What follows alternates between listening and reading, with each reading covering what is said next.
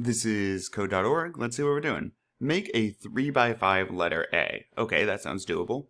Start by trying to recreate the 3x5 letter A depicted at the right using the pixelation widget. You'll need to use the sliders to set the correct dimensions before you start entering the pixel data. Alright, that sounds doable. Let's hit OK. Save image, no. So our width is 10 by 10. 10 by 10, okay. And we need 3 by 5. So if it's 3 by 5, I guess 3 by 5. Yeah, that's looking right. That's the space they had. Okay, and then we're trying to do the letter A that they had. I'm keeping mine in binary. Let's check. 0, 1, 0.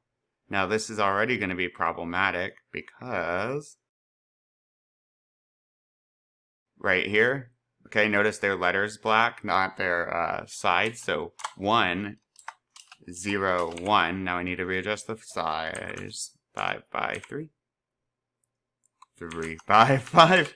There we are. So 1, 0, 1. So 1 is true, 0 is false. This is binary. And then they had, let's see, 0, 1, 1. Nope, I meant 0. And then I think we're going to need to repeat that line. It's looking good. And then, actually the cross, right, that middle section, it must be on this line, I'm thinking.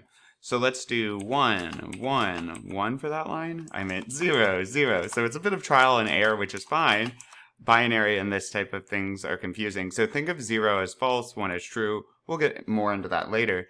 And then again, we're going to need a 0 for dark, 1, and 0. Woohoo! We have the letter A. Ta-da! All right, let's keep going.